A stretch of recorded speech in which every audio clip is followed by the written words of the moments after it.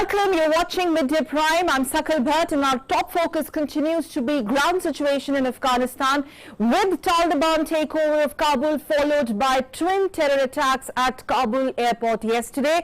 Condemnations continue to pour in, but we ask, is that enough? And mainly those thorny questions that remain, we're going to examine those with our expert in our studio joining us on the show. Questions like recognition or legitimacy of Taliban and most importantly the larger ramifications of the terror threat looming large at the world, specifically the developments that we have seen in the last few hours. Other big story on Midday Prime, we question the selective bias of the Western media over COVID scenario in United States of America. Much more, but first up, headlines.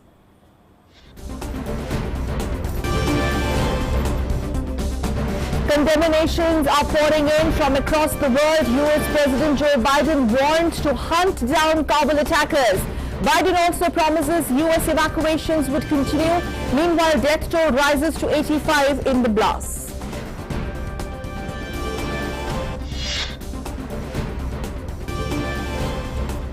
India achieves unprecedented milestone as 50% of the eligible population gets inoculated with first dose of COVID-19 vaccine. India's Reliance Life Sciences gets nod to begin early stage human trials of the COVID-19 vaccine candidate.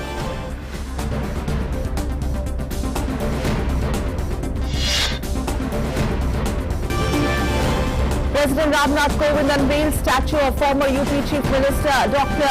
Sampurnan and inaugurates auditorium of Captain Manoj Pandey Sainik School. Says now daughters will serve the nation after getting quality education at Sainik schools.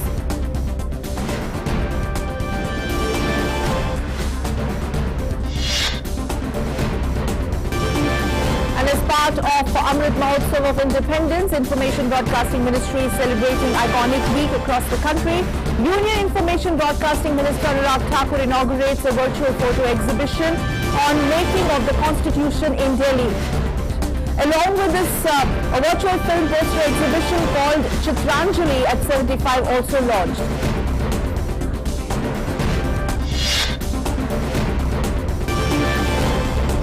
Defence Minister Rajnath Singh is in Pune today, inaugurates key defence infrastructure projects. The Defence Minister also visits the Army Sports Institute.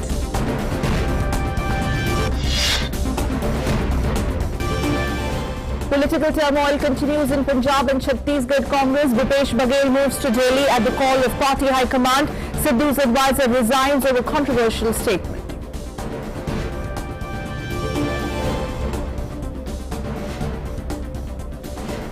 And let's begin Midday Prime with the big news.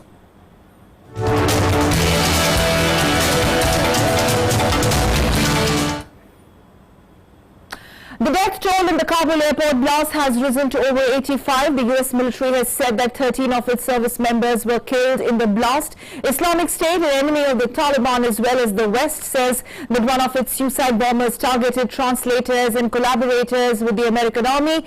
US officials also blamed the group and vowed retribution. General Frank McKenzie, head of the US Central Command, said US commanders were on alert for more attacks by the Islamic State, including possibly rockets or vehicle-borne bombs targeting the airport.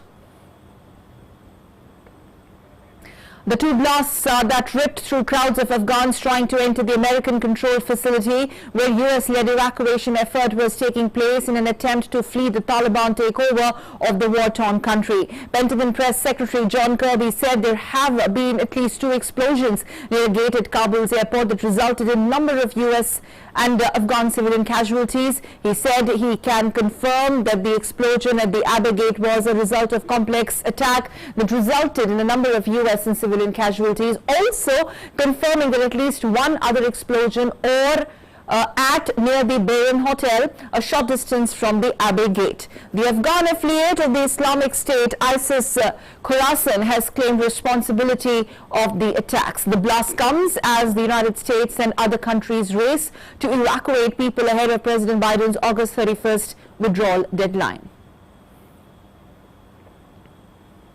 Meanwhile, India has strongly condemned the bomb blasts in Kabul. In a statement, the Ministry of External Affairs has said, and I quote, "We extend our heartfelt condolences to the families of victims of this terror attack. Our thoughts and prayers also go out to the injured. Today's attacks reinforce the need for the world to stand unitedly against terrorism and all those who provide sanctuaries to terrorists."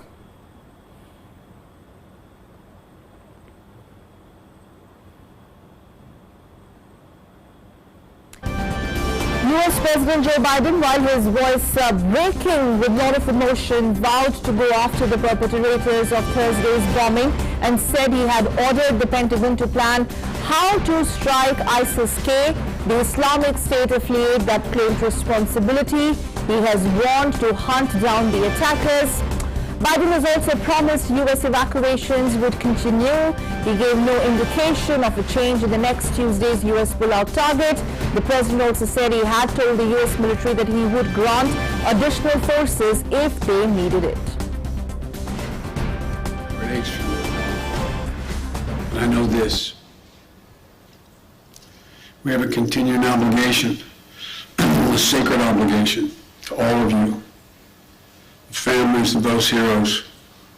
That obligation is not temporary, it lasts forever. The lives we lost today were lives given in the service of liberty, the service of security, the service of others, in the service of America. To those who carried out this attack, as well as anyone who wishes America harm, know this: we will not forgive. We will not forget. We will hunt you down and make you pay. I will defend our interests and our people with every measure at my command. We will not be deterred by terrorists. We will not let them stop our mission. We will continue the evacuation. I've also ordered my commanders to develop operational plans to strike ISIS-K assets, leadership, and facilities. We will respond with force and precision at our time, at the place we choose, in a moment of our choosing. Here's what you need to know. These ISIS terrorists will not win. We will rescue the Americans in there. We will get our Afghan allies out. And our mission will go on. America will not be intimidated. All right, let's quickly go across to our panelists joining us on Midday Prime. We are joined by Ambassador Vishnu Prakash sir on the show. Ambassador Prakash, very quickly now, what do you make of Biden's first response, calling it sacred obligation, A, B, US will not forgive, not forget. So, in many words, emotional Biden trying to tell the world that America is going to go for the retribution, but this seems to be third front being opened now, US versus ISIS, amidst the Taliban takeover and all the chaos that we have seen in the last 1 week plus. Greetings, Sakal. Before I come to the third front, let us just analyze what the US president has to say. Now, till recently, hitherto, the perception was that you do not mess with the US. There will be a cost. Unfortunately, the US has lost the perception battle. Yes. And that makes all the difference, because deterrence is all about perception. When you blink, then the enemy knows that you have lost. What has happened is that US still has the ability. They do not have the political will, or so it seems. Now, one understands that the president is pained, he feels for his people, but he is the commander-in-chief of the most powerful country in the world. Now, when he tears up, what is the message that is going out? Certain capitals, certain people will be rejoicing. That is the whole problem, and it started on the 29th of February 2020. You said, we are leaving on the 21st of May, now let us negotiate. You undermine the civilian government and handed over the initiative to the Taliban. Having said that, there is, what we have seen yesterday is shocking beyond belief. Yes. Innocent lives have been lost. And frankly, there is no difference between the Taliban, ISIS Khorasan, and the ISI. So they are all hand in glove. It is the kettle calling or the pot calling the kettle black, nothing more, nothing less, to be honest about it. Okay. Okay. So, in many ways, is this now going to be a different America in the eyes of the world? What I'm trying to ask you, Ambassador Prakash, is that condemnations continue to pour in, and all these condemnations via Twitter, via presser, like yesterday, Macron was amongst the first world leaders to react to the situation, stating that more hours in and around Kabul Airport are going to be dangerous. But is this enough? Is this enough? All the noises that UN and rest of the world is making on what is happening in Afghanistan? Well, that is precisely what the US and the big powers are reduced to. Instead of putting the fear of God in the minds of the Taliban and the terrorist organizations, you are offering sympathy, you are making promises, and how are you reacting? You are reacting that we will leave Afghanistan even earlier. The President of France says, I'm calling the President, the ambassador back, who will be operating. I'm not saying that they are taking wrong decisions, but the perception is that there is a perception of weakness. Now, unless the US acts and takes back the initiative, if they have to act, the time is to act now. But the bigger problem is that they are going after the trees, missing the woods. What is the source of the problem? Who has caused this problem? Who is taking the world for a ride? Who is playing snakes and ladders in every country? Country after country, especially the US, are not going after the root cause, which is a country called Pakistan. But so long as you allow the epicenter of terrorism to prevail and continue with its business, peddle its business, I'm afraid the world will see a repeat of many such incidents. Ambassador Prakash, is this also now raising lots of questions over the legitimacy of the Taliban government, which they are trying to put together?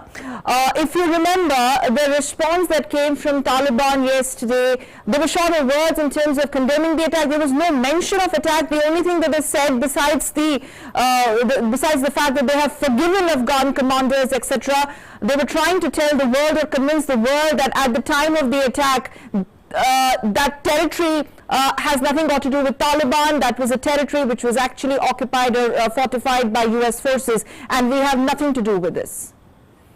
Very convenient, very convenient, very convenient. Where did the attackers come from? Did they come from inside the airport? Yes. They came from Kabul or in any area outside the airport. Who is manning the checkposts? There are multiple checkposts. Taliban make sure that every car is checked, every person is checked, people are not being allowed to go in. And here there were multiple checkposts and a person laden with explosives was allowed to come in. Why? Who is going to account for that? There is clearly, and let us also look at the character of ISIS-K. They are, if Taliban are hardliners, they are the ultra-hardliners. Yes. They are a breakaway group. They are being supported by the Haqqani group. Yes. They have been nurtured by Pakistan. So yes. They are all hand in glove. And this deniability is very, very convenient because that's how things are done. Supporters of Haqqani Group, and Haqqani Group is also trying to fashion this image of being one of the prime stakeholders whenever the government is formed in Afghanistan. Ambassador Prakash, please stay with us. My senior editor and my senior colleague Ravi is with us on phone line. Remember, Ravi is tracking it very, very closely, keeping a very close watch. Ravi, over to you. A quick update on the developments post-Pentagon briefing, rather a hurriedly convened Pentagon briefing, press briefing late last night.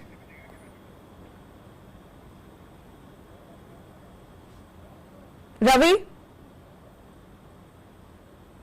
Ravi, can you hear us?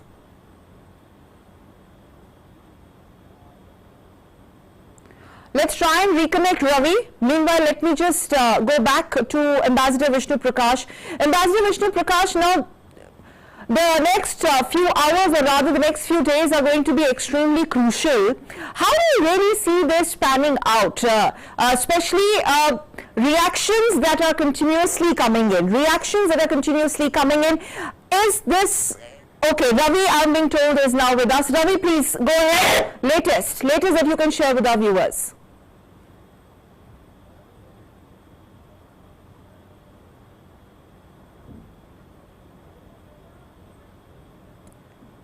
All right, I think there is some sort of an audio snag there, technical snag with Ravi's audio. We'll try and correct it. But meanwhile, Ambassador Prakash, continue sharing your thoughts. The next few days being extremely important. And now, is it going to be very precarious, more for Taliban to convince the world that they are legitimate stakeholders of forming the government in Afghanistan? Nobody was ever convinced. Normally speaking, a wolf in sheep's clothing remains a wolf. However, the fact also is that Taliban is not monolithic. What has changed about Taliban is that they have learned to package themselves better, their PR machinery has become better, but that is the Doha Taliban. Yet you have the Kandahar Taliban, there are different fractions, there are different shuras, there is the comparatively radical Taliban. Every Taliban is radical, but comparatively speaking, comparatively less radical Taliban. So they have been trying to convince the world that while they will have Islamic Sharia, or they will have a Sharia in Afghanistan, it will not be as regressive. This is my way, not that they have said that. They have said that the excesses will not be committed. But look at what has happened on the ground.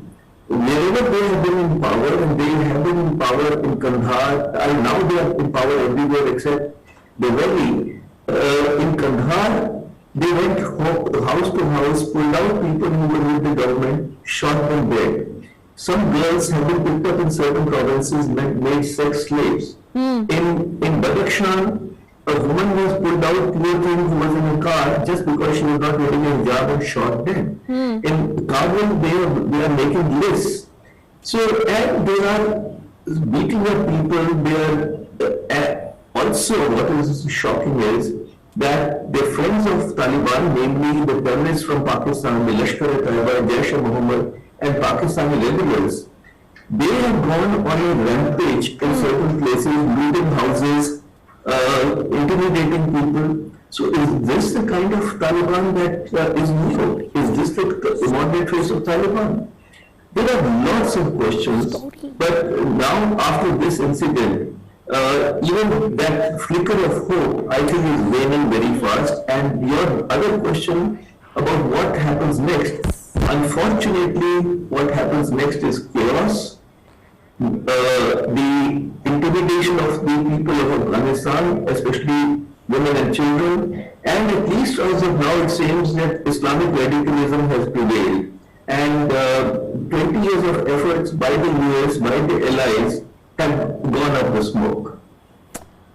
smoke. Ambassador Prakash, kindly stay with us. Let's also apprise our viewers with the latest that we are picking up from Afghanistan. Meanwhile, US flags were lowered to half staff at the White House and on all public buildings and grounds on Thursday to mark the deaths of 13 US troops in a suicide bomb attack in Kabul.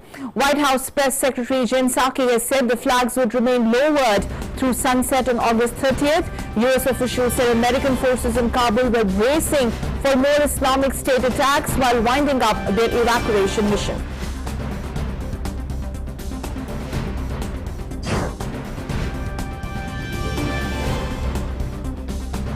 Meanwhile, the evacuation efforts continued at Hamid Karzai International Airport in Kabul.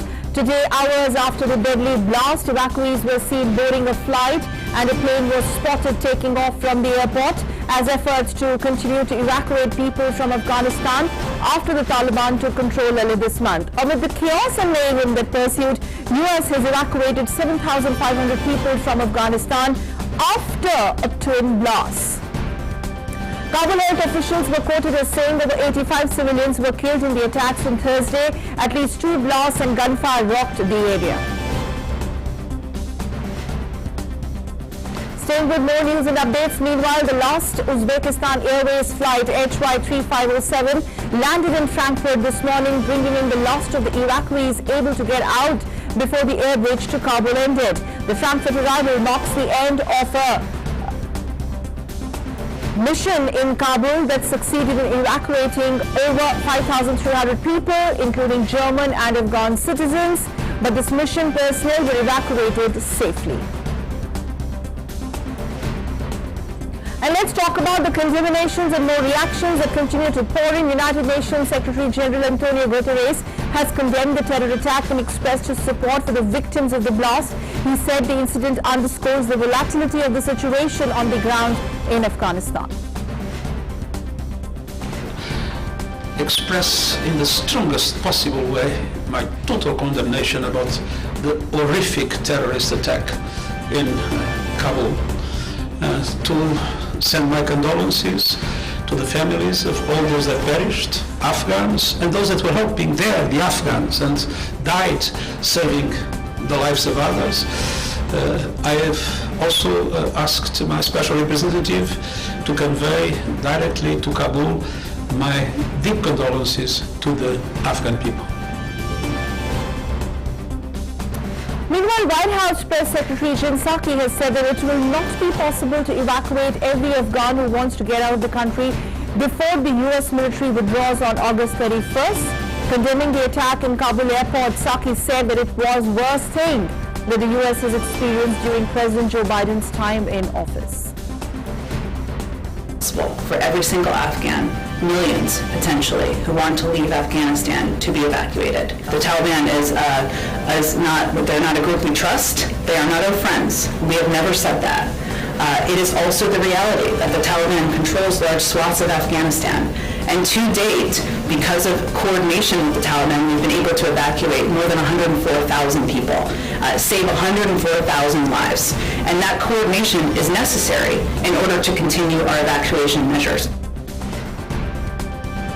Meanwhile, President of the EU Commission Ursula von der Leyen had also condemned the attack. She said it is essential to do everything to ensure the safety of people at the airport. The international community must work together to avoid a resurgence of terrorism in Afghanistan and beyond.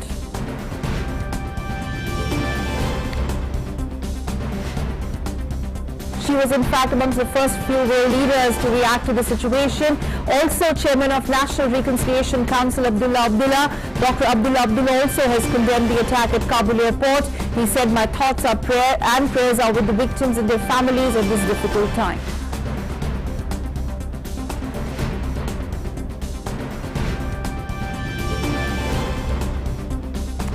French President Emmanuel Macron said that the situation in Kabul has seriously worsened and his country is coordinating with US allies to evacuate maximum number of people. He said that coming hours will remain extremely dangerous in Kabul and at the airport. He also added that France's ambassador in Afghanistan would not remain in the country for security reasons, adding French special forces were at the airport.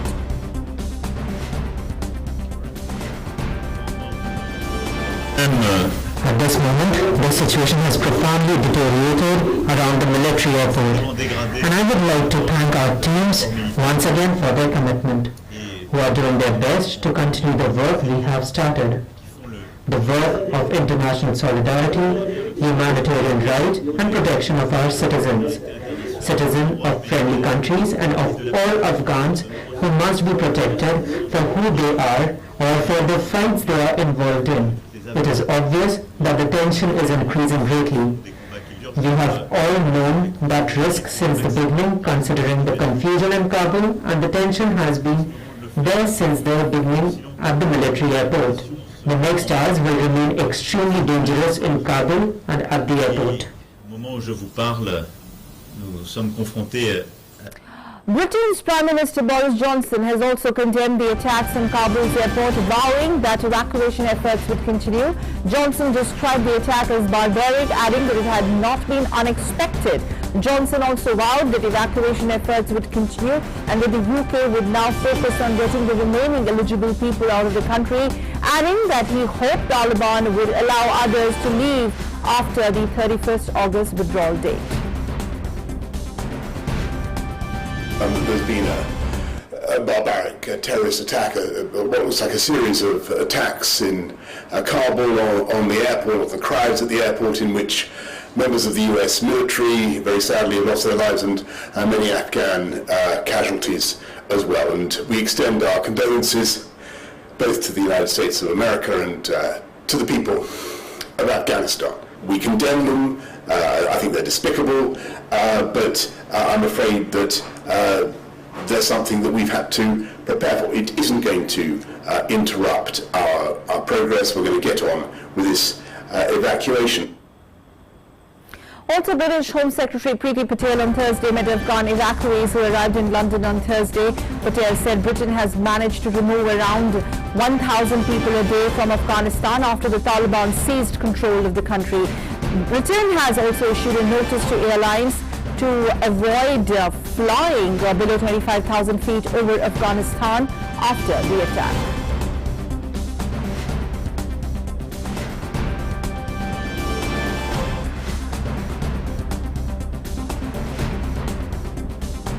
We prioritise them. Then we've got thousands of others in the eligible persons category, those who are also at risk. I can tell you now, and I can tell viewers, that we've been working night and day, and obviously this is one of many flights a day. We've got other airports. Thousands of people are coming in on a daily basis. And reaction from Canada. Canadian Prime Minister Justin Trudeau has said that his country would continue its engagement in Afghanistan even as Canadian forces in Kabul ended evacuation efforts for their citizens and Afghans earlier on Thursday. Trudeau also said that his government would put pressure on the Taliban to ensure the safe passage of evacuees from Afghanistan to Canada. We will continue to work with partners, with allies, with regional partners to make sure we're continuing to do everything we can, both to bring tens of thousands of Afghans with their families to Canada, but also to keep putting pressure on the Taliban to ensure that people can leave Afghanistan and come to Canada. There is much more to do, and our commitment continues. We will continue to work in the region. We will continue to put pressure on the Taliban. We will ensure that in the coming months and years we bring over 20,000 Afghans to their new homes in Canada. Also, Australian Prime Minister Scott Morrison has condemned the suicide bomb attack at Kabul Airport and added that all its military personnel left Afghanistan before the strike. Morrison said the Australian evacuation of 4,100 people in the last 9 days would not have been possible without the UK and US. Australia condemns the evil, the calculated and inhuman attacks that were undertaken in Kabul overnight on the innocent and on the brave.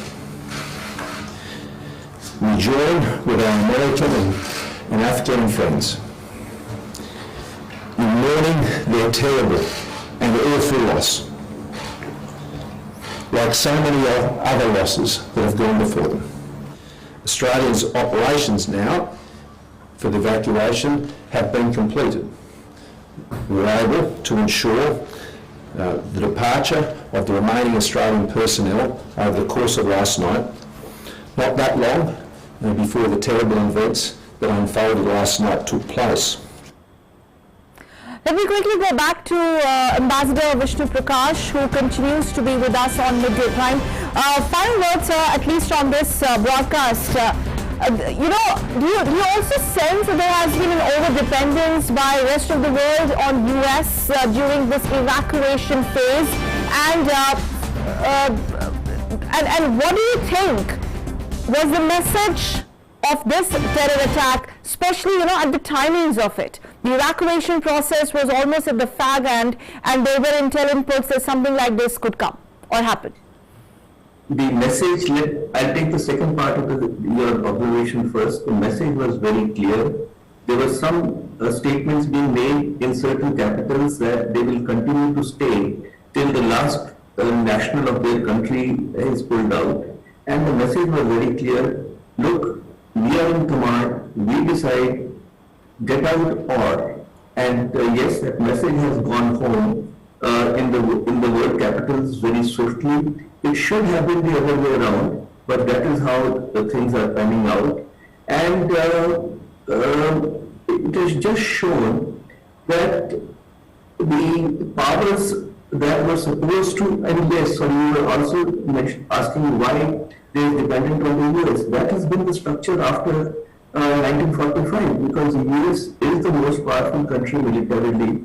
NATO without US means nothing. US has the biggest military force amongst the allies, and they have been leading, providing leadership. But the big question that everybody should be now asking, especially India, is to what extent can US assurances be taken and believed in and followed? Because US may decide that it is not in their national interest to follow a certain course. Other countries may be left high and dry. All right, on that note, thank you very much, Ambassador Vishnu Prakash, for joining us on Midday Prime, sir. Thank you. And now on Midday Prime, let's move on to the next segment, that is National Prime segment.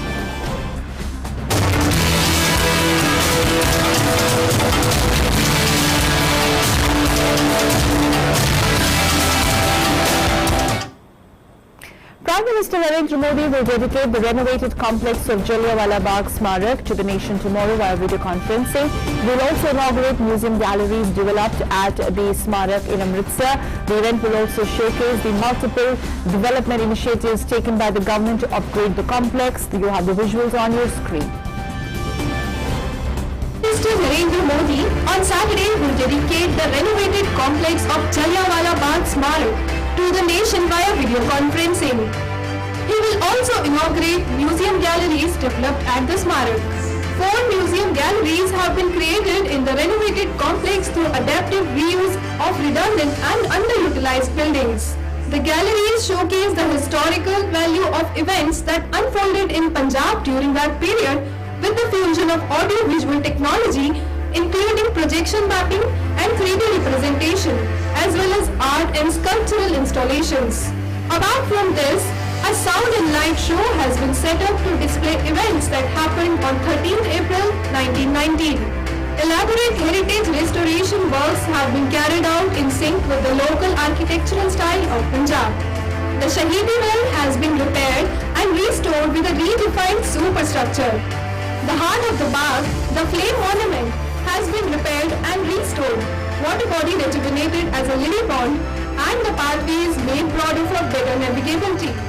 Several new and modern amenities, including redefined paths of movement with appropriate signages, illumination of strategic spots, landscaping and hardscaping with major plantation, and installation of audio nodes have been added throughout the garden.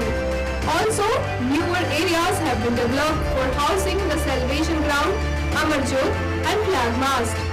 Bureau Report, DD India.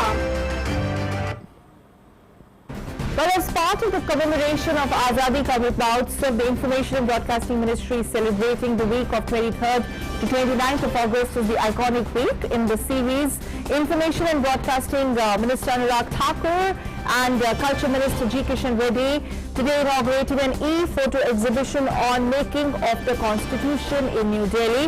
A collage of films related to making of the Indian Constitution and Azadi's spirit were also launched in the program.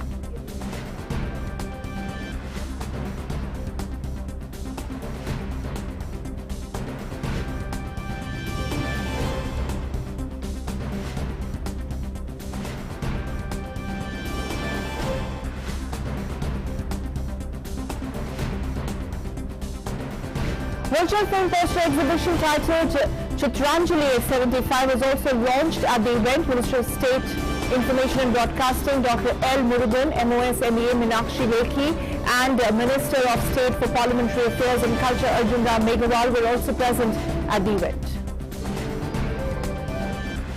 Speaking of the event, Information and Broadcasting Minister Rajnath Thakur said through the e-photo exhibition, the youngsters of the country will be able to understand the rights and duties mentioned in the Indian Constitution. आज के युवाओं के बीच में जब भारत आजादी के 75 वर्ष मना रहा है तो हम उनके बीच में ई-फोटो एग्जीबिशन लेकर जा रहे हैं ताकि वो जान सकें संविधान बनाने की प्रक्रिया क्या थी और कहीं ना कहीं हमारे आज के युवाओं को न केवल संविधान को पढ़ने का, समझने का, जानने का अवसर मिलेगा, संविधान में उनके लिए अधिकार क्या है, जहां एक और वो अपने अधिकारों को जान पाएंगे, वहीं पर उनका कर्तव्य क्या है, शायद इस भाव को जगाने का अवसर भी मिलेगा। The Information and Broadcasting Minister also said that cinema is a reflection of a society and Indian cinema has played a vital role in the depiction of society as well as to take the message of reform to the public. कि जो soft power है, Indian cinema जो है, Indian film industry जो है, इसने बहुत बड़ा रोल अदा किया है, न केवल देश में बल्कि दुनिया भर में भारत की एक पहचान बनाने के लिए। आज दुनिया का सबसे बड़ा फिल्म के निर्माता के रूप में भारत ने अपनी पहचान बनाई। एक बहुत बड़ी लंबी छलांग कई वर्षों के अपने प्रयास जो फिल्म इंडस्ट्री का उसके बाद हो पाया।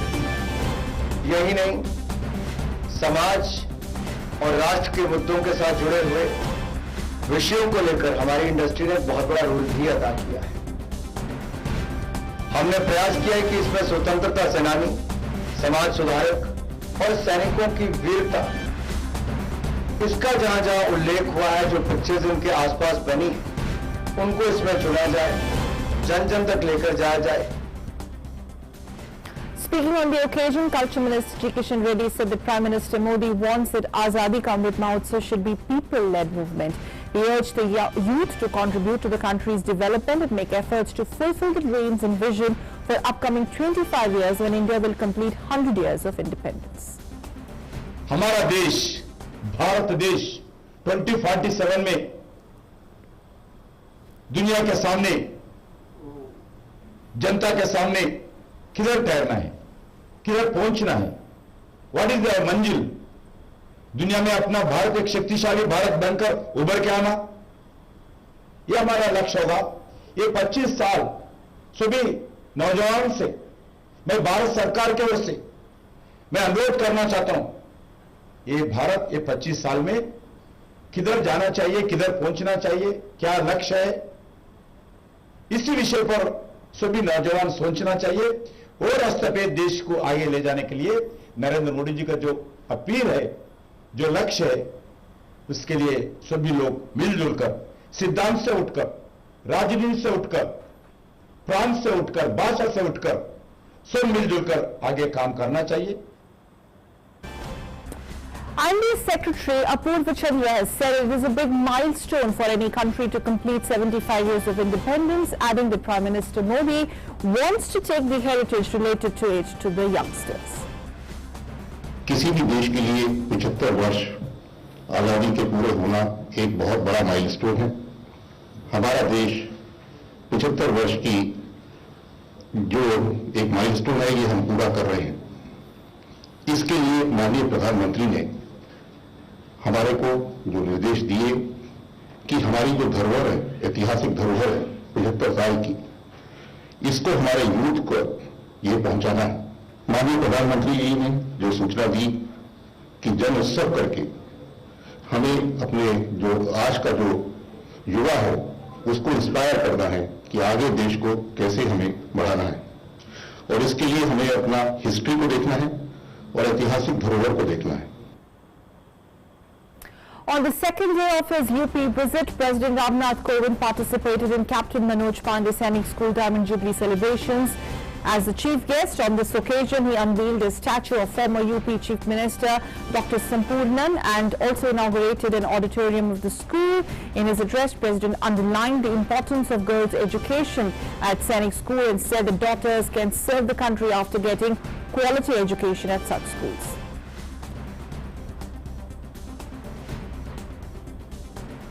सैनिक स्कूल में बेटियों की शिक्षा मिल सके, उनको अवसर मिल सके, ये एक बहुत बड़ी सोच है। ये इस सोच को मैं मानता हूं कि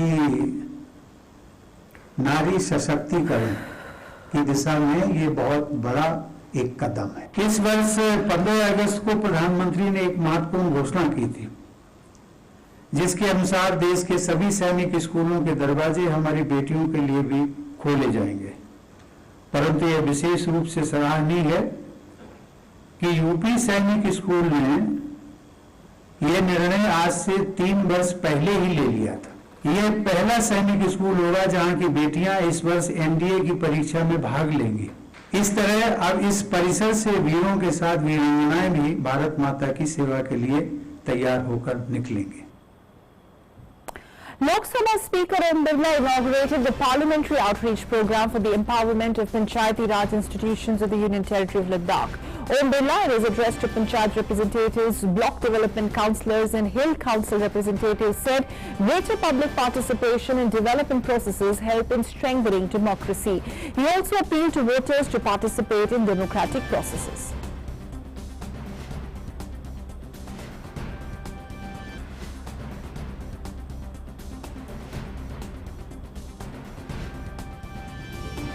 लद्दाख का लोकतंत्र बहुत प्राचीन है। इस प्राचीन लोकतंत्र को सशक्त बनाया जाए, मजबूत बनाया जाए। कैसे हम ग्रामीण जीवन के अंदर समाज के अंतिम व्यक्ति की भावनाओं, अपेक्षाओं को इन ग्राम पंचायत के माध्यम से, बीडीसी के माध्यम से, काउंसिल के माध्यम से हम किस तरीके से लोगों की अपेक्षाएं, आकांक्षाओं को पूरा कर सके, इसकी एक व्यापक कार्य योजना बनाने की आवश्यकता है। And it's time now to look at the latest data by the Health Ministry, giving an overall glimpse or overall sense of COVID-19 situation in the country. India continues its fight against COVID-19 with the timely tracing, testing and treatment. India continues to restrict the spread of COVID-19 pandemic. The total recoveries continue to improve while active cases decline on daily basis. Now let's take a look at the numbers. 32,000 plus recoveries have been reported in the last 24 hours, taking the total recoveries to 3,18,21,428. Recovery rate currently stands at 97.60%. COVID-19 cases in the last 24 hours stood at 44,658. The active cases account for 1.06% of the total positive cases. India's active caseload stands at 3,44,899. Weekly positivity rate is at 2.10%, which is less than 3% for the last 63 days. Daily positivity rate also is reported to be below 3% for the last 32 days at 2.45%. According to the ICMR, 51 crore 49 lakh tests have been conducted so far. COVID-19 vaccination drive in India has been ramped up tremendously. So far, more than 61.22 crore vaccine doses have been administered under nationwide vaccination drive. On Thursday, 79,48,439 vaccine doses have been administered across the country. Of this, 56,23,145 people in fact got their first dose, while 23,25,294 got their second dose. And in a boost to fight against COVID-19, India's Reliance Life Sciences gets North to begin early stage human trials with the COVID-19 vaccine candidates. Reliance Life Sciences had approached the drug regulator seeking approval to conduct clinical trials of its recombinant protein-based COVID-19 vaccine candidate. The subject expert committee, which advises drug regulator on applications seeking approval for vaccines, new drugs and clinical trials, reviewed the application at a meeting on Thursday and gave its nod.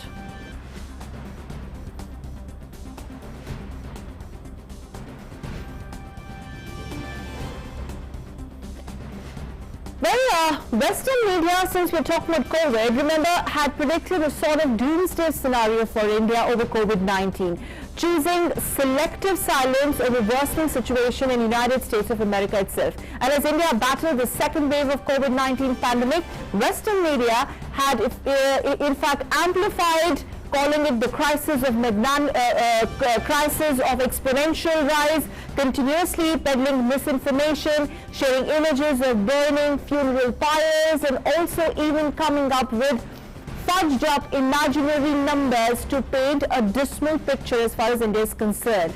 Now, what is the ground situation as far as US is concerned?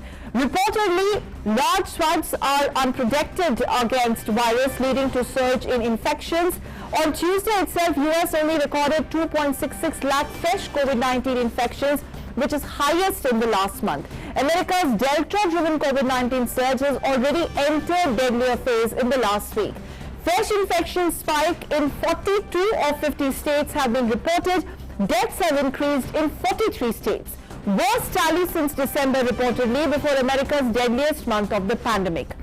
Daily cases are on an average of 1,50,000 plus mark per day since last month.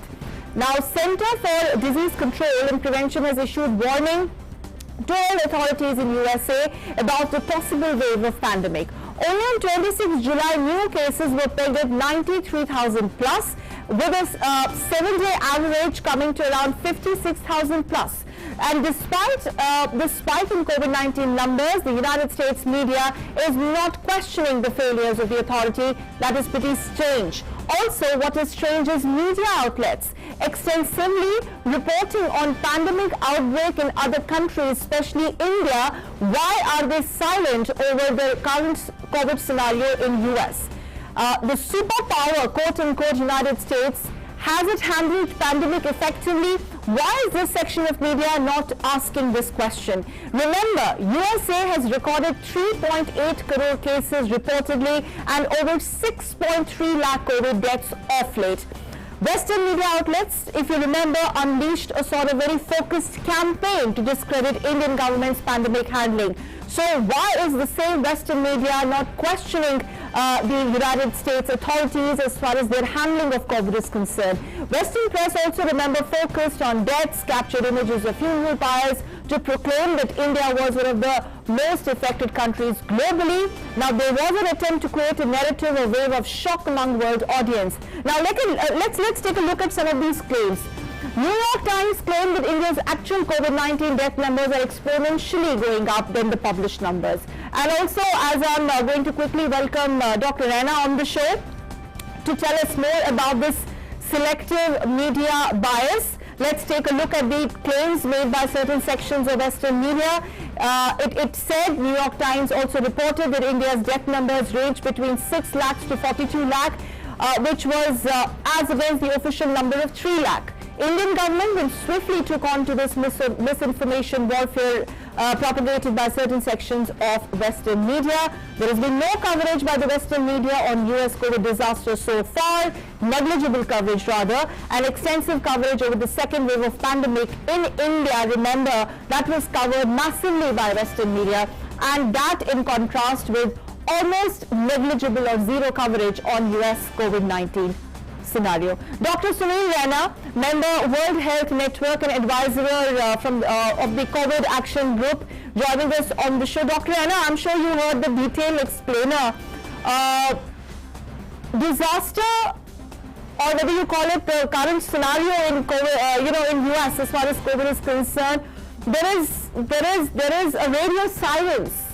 If you look at the same media outlets without really taking names, it really puts on scanner the selective, biased, unobjective media reportage as far as certain countries and their COVID, and here in question the US is concerned. If you just put this in perspective, because you have in fact given interviews to various foreign publications as well, you continue to do so, how is the world looking at what is happening in US now in terms of COVID? So thanks, Patel, for having me on the show. Now, if you look at what exactly is happening around the world as far as this pandemic is concerned, there are two basic approaches to this pandemic. One is the approach of clear intent, that is something that has been shown in India, wherein we are taking up a two-track strategy. We are vaccinating a large number of people, as also following the COVID-appropriate behavior. That has been one of the reasons that we have been able to sustain a number of cases that we are seeing at this point in time. And if you look at the Western population, if you look at Europe, if you look at UK, if you look at the US, now the intent of tackling this pandemic is lacking there now at this point in time. I was reading a report that came up from US a few days back, which talks of a cost-benefit analysis of this pandemic as far as US is concerned. Now you'll be surprised to know that US people, the thinking media in US at this point in time is willing to take a few deaths as part of this pandemic and still trying to open up. So they are willing to let go restrictions, willing to let go COVID-appropriate behavior, willing to take care, not tackle hesitancy, and take care of some deaths that may happen. So you can see that the lack of intent as far as tackling this pandemic is high in US at this point in time. It's almost similar in UK at this point in time. Europe is far back as far as US and UK are concerned. Why this is happening in the US? Why US is not criticizing its people or its government on the way they are tackling this pandemic? Primarily because of the fact that US wants to drive a narrative. That's something that they have been doing for the last 100 years or so. And that narrative regarding health has been that a tech-driven, a technology-driven healthcare is something that will do wonders as far as this entire earth is concerned. So their tech-driven healthcare should be good for India, it should be good for Americans, it should be good for other Asians. So that's something, that's the narrative that they have been wanting to establish for the last 100 years or so. Unfortunately, what this pandemic has done is that this tech-driven narrative, tech-driven healthcare. I just request you to just pause here a bit. And tech-driven narrative by US. Now, what is happening in US in terms of COVID spike? We can play out those graphics if that kind of puts this in perspective. That the so-called tech-driven narrative, as far as the health infrastructure in US is absolutely under control of things, which is now a myth. Can we say it is a myth? Because we don't want other countries to lecture us how to deal with the pandemic. While the fact is that we are the front runners of one of the largest vaccination drives in the world. Absolutely, it is a myth. I'll give you an example. If you look at all the industrial nations across the world, US is the only country that has shown a dip in life expectancy in the last 5-7 years. So if the life expectancy in US was 77-78 years, it has shown reduction over a period of time, 5-7 years. That's primarily because of the fact that US has not covered its bases with regard to public health very well for last 10-15 years. If you compare that to India, for example, or even other Asian nations, the life expectancy has seen some increase. That's because the public health scenario in India is human-driven. The emphasis is on human life, emphasis is on making human life better. While the emphasis in US as far as public health is concerned is to drive it technologically, drive it through technical setups only. So that's why you see that there is a mass public health failure as far as US is concerned. UK is not faring differently. There has been a mass shift in public health strategies that have been there in UK for last, again, 10-15 years since the uptake of NHS, the National Health Survey, in different modes by different agencies.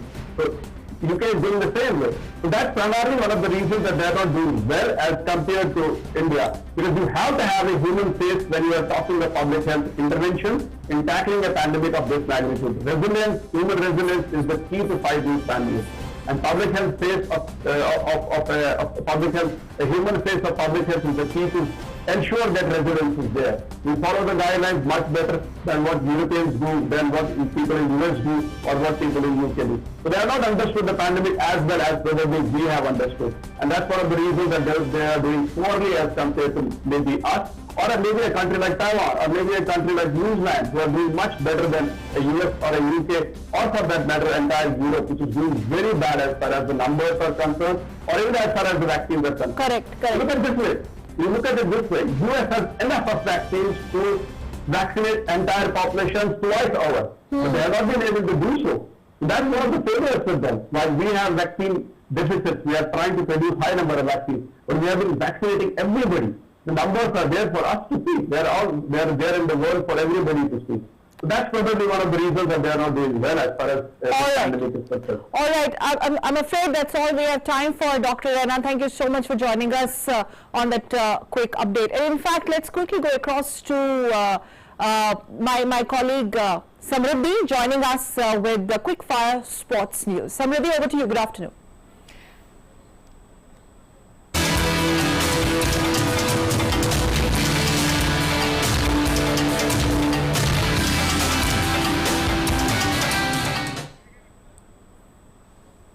Samriddhi, over to you. Good afternoon. Well, good afternoon. Thank you, Sakal. Let's take you very quickly through what's happening in the world of sports. Starting with cricket, England will resume their first innings against India at the overnight score of 423 for the loss of 8 wickets on day 3 of the third test match at Headingley in Leeds today.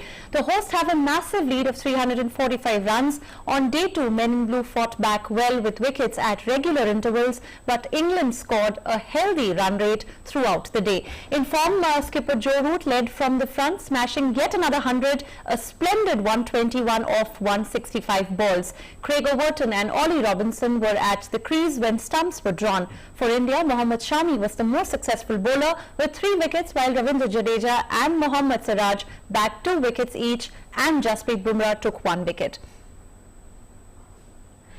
Moving on, para-athlete Bhavina Patel became the first Indian table tennis player to enter the Paralympic quarter-finals, with dominating with over Joyce de Oliveira of Brazil in women's singles class 4 event. Bhavina beat her Brazilian opponent 12-10, 13-11, 11-6 in a round of 16 contest that lasted 23 minutes. Well, that's all. Back to you. Well, that's all that we have for our viewers on Midday Prime as well as Sports Chunk. And with that, it's time to take your leave. Thanks so much for tuning in. Namaskar.